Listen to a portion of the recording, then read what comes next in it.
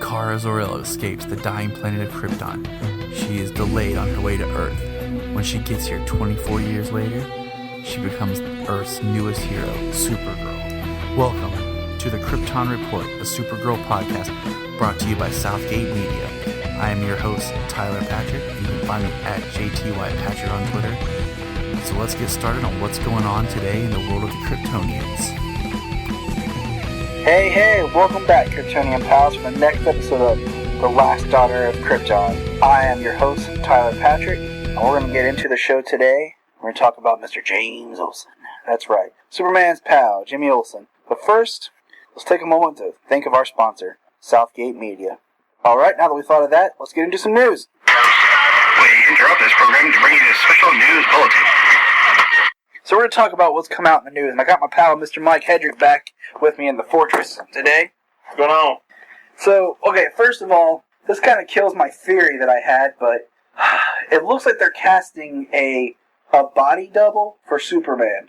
So, I guess there's going to be, I'm sitting here reading the CBS casting call that was sent out for a male, 5'11" or taller, square jaw, should have a ripped physique, linear pictures, and body measurements, and in the subject line, Superman. So, they've mentioned that he's going to be in the show in some point as a reference. I hope he's not a character, if he's a one-off, but I don't know, man. What are your thoughts about Superman showing up? I think it's cool, and honestly, I think it's necessary. I mean, I've said it before. Without Superman, you don't have really a lot of those characters that came from that universe. But I feel that you can show them, in shadow and silhouette, just a shot from behind, just kind of give you those glimpses that he's there. But with already being the Man of Steel movie that came out a couple of years ago, and then DC trying to roll that out, I don't really see that there's going to be a lot of exposure of him on the show. I just feel like it's going to play into a lot of confusion. I think it's weird, because, my initial thought was kind of this, we'll get this Supergirl amalgam type character where maybe Supergirl is like this world's Superman, where she comes first, she's here, and kind of her story is more along the lines of what Baby Cal's was. But I don't know, it's going to be kind of interesting how they play it out, because this is supposed to tie to the Flash Arrowverse. There's no mention of Superman on either of those shows at all, or even Aliens. So this is going to be definitely a push for that universe, and this is our way into maybe later expanding upon more things. So I don't know. I think it's interesting that they're doing this casting call. So we're going to get our own Man of Steel. Maybe it'll be like, do you remember a few years ago when DC had their Birds of Prey? Yes. And how the opening they showed the Joker, they had Batman and Catwoman, but you never really got in with those characters. And I mean, all the shots were real fuzzed over too, so you couldn't really see. Yeah, so maybe we'll get something like that, but we'll see. Now, there's been a lot of casting for the show this week. This one, this was a character I was thinking, that'd be a cool character to have, but they went a completely different way. They have Callista Flockhart, going to be Cat Grant. That's interesting. And I was thinking, I always thought of Cat Grant as the younger reporter, especially with the way she is now. She's not the oversexed Cat Grant we had in the early 90s. Oh, that was terrible. I always think about the horrible portrayal we had on Lois and Clark. But they got, the Ally McBeal star is going to be,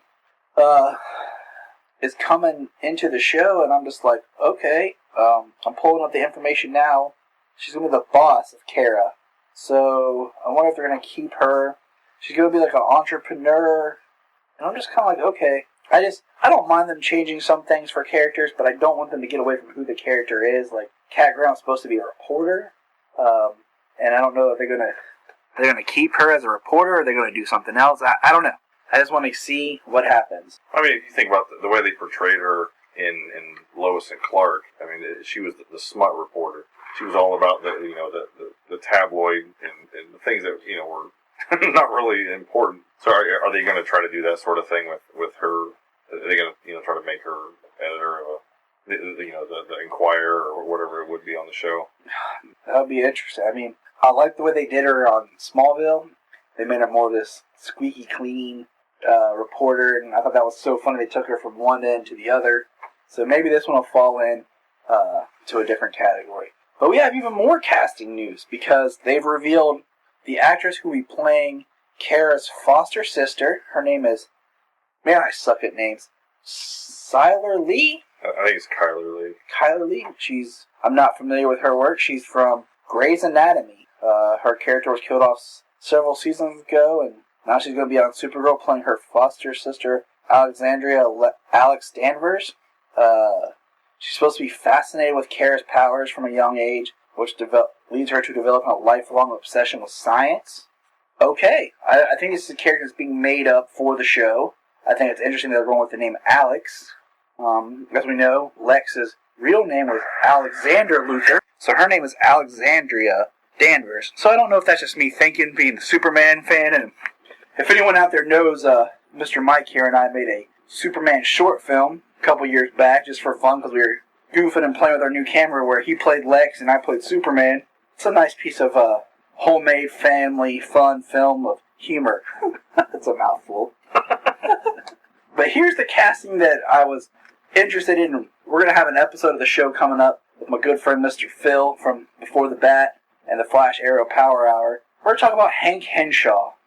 Who is Hank Henshaw, you say? Well, we'll get to that more later. But he's most famously known for Cyborg Superman. The Cyborg Superman.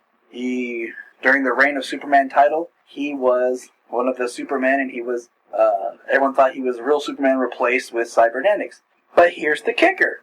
The actor, Mr. David Harwood, has been cast to play CIA agent Hank Henshaw of the Department of Extra-Normal Operations, which tracks the threats on the planet Earth. Sounds like it should be tied to Amanda Waller. Just throwing that out there. We're going to keep the universes tied together, or some sort of metahuman thing. But he is an African-American actor. Nothing wrong with that. But he would be very difficult to be Cyborg Superman, and people to think he is Superman. But hey, whatever. You know, they're reinventing these characters, they're changing these characters for the new series, and you know what? More power to them.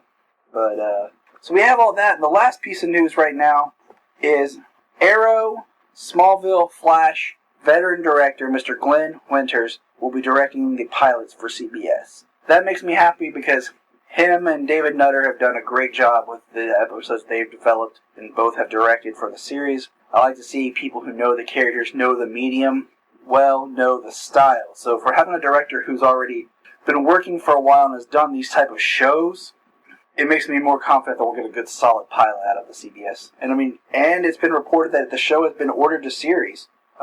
So we'll be getting us some Supergirl. Which is awesome. And to go along with what you just said, the fact that they are already seasoned and, they've got all the kinks out, so that they know the direction and the style that they want to go with already. So I don't think we're going to have to worry about any hiccups. It's the writing that could be iffy. And I think that's where I'm not confident on this, you know. We hear all these rumors, and you hear things, well, there's no Superman, it's going to be the Supergirl with the Superman origin. And it makes you nervous, you know. It's kind of like how Gotham started as being Gotham Central, the police department. Then it was like, it's, Batman's there, but he's not on the show. Then it's like, well, it's going to be a James Gordon-centered prequel series. Right. There's going to be no Bruce or nothing. Then it's all of a sudden, well, now it's an ensemble cast show with this mixed continuity and... Man. Oh! Villain predictions. So what villain do you think? We will discuss each week a villain that we're going to bring to Supergirl. Now, I have an idea for one. And this is a long shot. And by long, I mean, long. We're talking throw the stone and watch it come back around the world. Wow. But I think we might be able to pull it off somehow. I'm thinking, man, what'd be cool if they brought in Granny Goodness? Now, see, that's cool. Because then you could bring that right back around and bring Darkseid in at some point. Like I said, this is our in with aliens. They could do a character, maybe call her Granny. They could change Granny's origin, to where Darkseid takes over. Or just, I always thought, Smallville did a neat job when they brought Darkseid in more of as a dark spirit. I don't know, but I was thinking, you always have Granny wanting Supergirl as the leader of her Furies. That's something, maybe that'll be a season 2 or 3 thing, I don't know. But, it'd be awesome if Ed Asner could voice Granny again, because there's nothing there's nothing creepier than that man being like, come to Granny. I love that, because I know when I saw that character first. I was like, "This is cool," and then I heard the voice, and it was like I had to check the audio just to make sure there wasn't something wrong. I had to explain it to my lovely wife what exactly was going on when Granny spoke. So, all right, that's our villain pick. I thought we should do little cut segments like Reading Rainbow. Do. These like little. This episode is brought to you by The Giving Tree. All right. You guys are probably talking like, man, what's he going to talk about Mr. James Olsen? But you know what, guys? I'm bringing it up. We all know Mr. James Olsen. We know he's going to be on the show. We know he's been cast as Mr., and I apologize if I'm wrong by this name, Mr. Mackay Brooks. But who is Superman's pal, Jimmy Olsen? When you hear Jimmy, Mike, what do you think?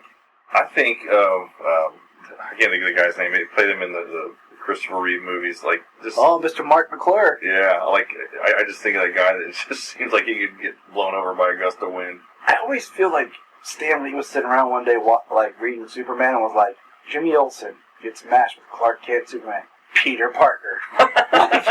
Like he just had this epiphany, like that's it. They always picture. I mean, they've never said that Jimmy was in high school, but they always kind of come out and been like, he was always young, squeaky, followed Superman around. So, you know, I just kind of wonder there. Now, I think it's, before I'm getting ahead of myself, there is, I think it's Smallville Season 7, there is a special feature that has Aaron Ashmore, get this, Mark McClure, Aaron Ashmore, and Jack Larson talking about, and Sam Huntington, the 4 of the 6 live-action Jimmys, sitting around talking about the character. I thought that was pretty awesome. Now, I'm going to go buy that. As the listener of this show know, I love Smallville. I used to have all the seasons of Smallville until I had to sell them out of desperation to help with some money issues. So, if anybody wants to send me any Smallville seasons, send me a tweet. I'll give you a P.O. box. Just saying. Hook a brother up. But hey, Jimmy Olsen's character is as rich to Superman's history as Superman himself. And one of the fun points is Jimmy always seems to have some sort of entanglement attraction with Supergirl.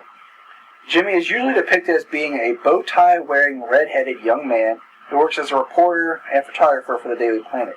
He idolizes Lois and Clark as role models and is always has a strong friendship with Superman. As Superman's friend, Jimmy has special access to the Man of Steel.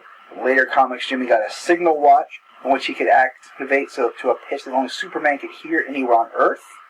In many Silver Age comic books, Jimmy got his own adventure called Superman's Pal, Jimmy Olsen, from 1954 to 1974, which saw Jimmy on all kinds of slapstick adventures. And man, I'll tell you what, I was going through this trying to get an idea of some of these things that Jimmy was into.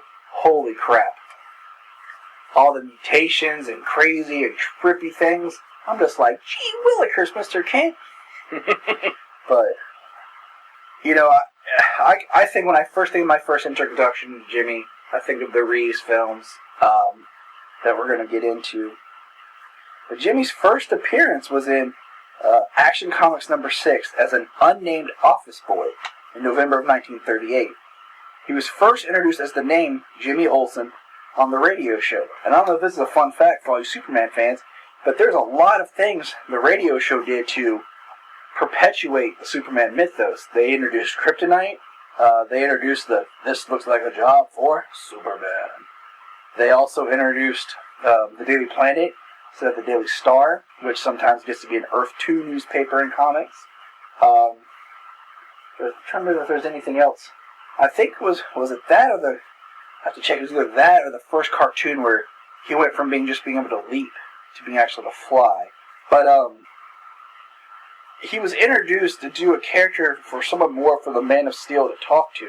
Much like Robin was introduced for Batman, to have Batman have someone to talk to, so he would have all these parts of just this empty dialogue.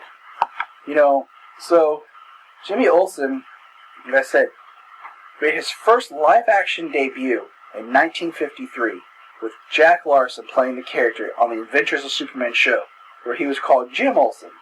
Jack Larson, for all those people who are like, I'm not going to watch that old show, that's weird, played the bartender in Superman Returns. He also appeared on an episode of Lois and Clark. So I thought that was pretty dope. Just like Mr. Mark McClure, I think it was season 9 or 8. he appeared on an episode of Smallville, which I think was awesome. Now, much of Jimmy has pretty much stayed the same. Of course, he's lost the tie and some of the nerdiness, but he's always kind of been more of a representation of the youth of the time. So, the first film, now, in the first film appearance, Jimmy Olsen was played by, like I said, Jack Larson on the TV show. Now, Tommy Bond played with Kirk Allen in the Superman serials, which if you're like, what's a cereal? Something I eat in the morning? You're too old, man. Too old.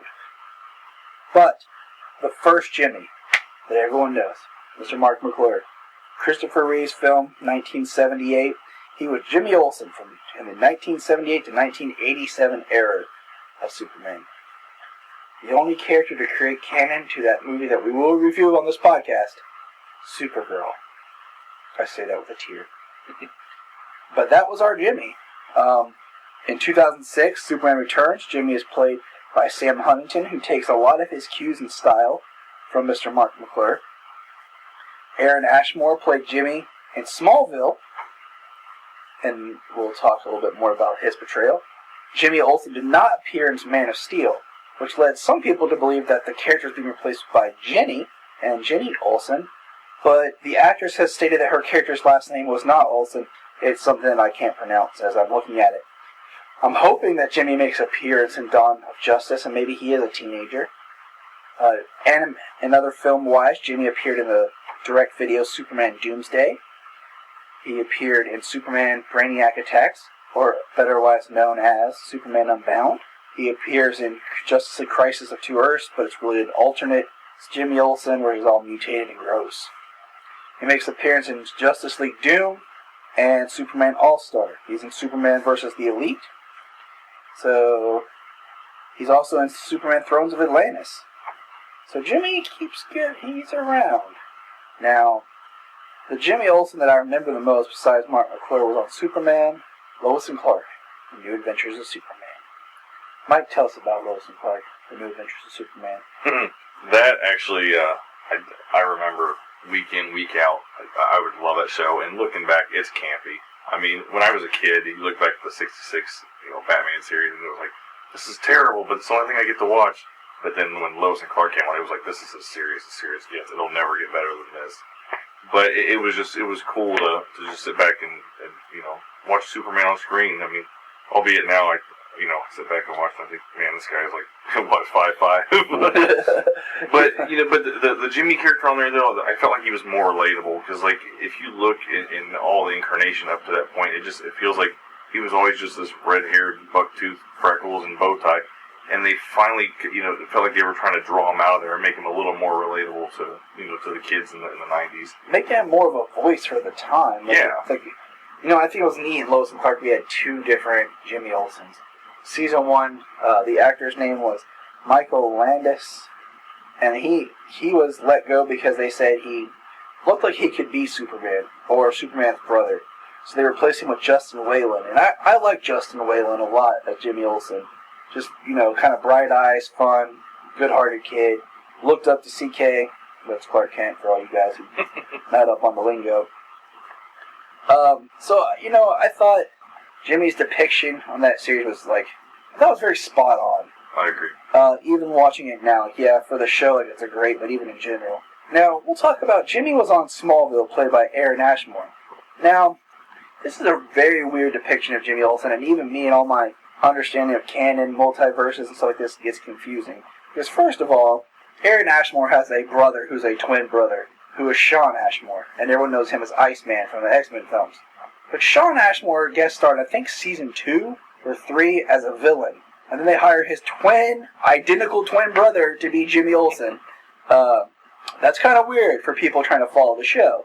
But the thing is, they introduce him as, she calls him Jimmy, but he wants to be called James. Okay? And spoilers, for everyone who hasn't watched Smallville, Jimmy and Chloe on the show have a relationship. Before they're able to get married, Doomsday comes, wrecks it, blah, blah, blah, blah, blah. Jimmy ends up dying on the show. And at his funeral, they reveal his name to be Henry James Olsen. Now, in that shot, you see that his camera is given to his young brother. And what I take is that the young brother's name is James Bartholomew Olsen, who is supposed to be the Jimmy Olsen, Superman's pal that we all know. Okay, kind of odd. 2 Jimmy Olsens. Now, to make it even more awkward, in season 9 or 10, Season 10, Clark gets to travel to the future with the help of Brainiac 5 to the Daily Planet and sees what will become of him and Lois. He sees as someone yell for, "Olsen, get in here." Jimmy Olsen comes running by, and it is played by Aaron Ashmore. That's kind of confusing. So, this kid grew up to look just like his brother? Yeah, and the fact that it's only a few years set in the future compared to when the funeral is compared to when Clark's in the future is not enough time for that little child to grow up to be, whatever. But it's so confusing. I mean, at that point, you got to think. I mean, this was, you said season 10, right? Yeah. So you know the show is closing up. They're trying to tie up loose ends. So at this point, you got to kind of give them that leeway that we're trying to wrap all this up. And, it's not unheard of that, siblings can look alike, so. And the last Jimmy Olsen that we have that people are referring to is Jack Grimm's did the voice for Jimmy Olsen in the Bruce Timm Superman the Animated Series, which is a great series, and I love it. And now we have McCade Brooks, and I apologize if I'm pronouncing that wrong, who will be a photographer who works for Cat Co., which is Cat Grant's company, and is a love interest for Kara in the upcoming CBS series. And you know what? I'm okay with the changes to Jimmy. They make him African American. That doesn't bother me. That's okay. I just don't want Jimmy to become more of like the buff, jockish type character. Like, he's got to be somewhat of like awkward, but because I feel he's supposed to be a representation of the youth. So, any last thoughts on Jimmy, Mr. Mike? I have only one hope I can say, other than the fact that I hope this series does well, is that with Jimmy, and I don't know that many people know this or not, Jimmy at one point was Flamebird, which if you're familiar with the story of Kandor and how Nightwing and all that, it'd be cool to have Jimmy have a little bit of spotlight in that. Now, see, I thought about that, and I totally blanked out when I was doing my research for Jimmy, because that was kind of into that area that I was talking about where I kind of got confused and just trying to figure it all out. I apologize to the fans who are following it, but just, Jimmy did have powers and his own crazy adventures, so I wouldn't mind seeing some of that pulled for Jimmy, something to happen. He's going to be a very prominent character in this series. Thank you for listening to the Krypton Report, the Supergirl podcast. Hit us up on Twitter at Krypton Report. Leave us a review on iTunes and let you know what you think, how the show can be better, your thoughts on Supergirl, and anything else you feel like chatting about. And I'll catch you next week.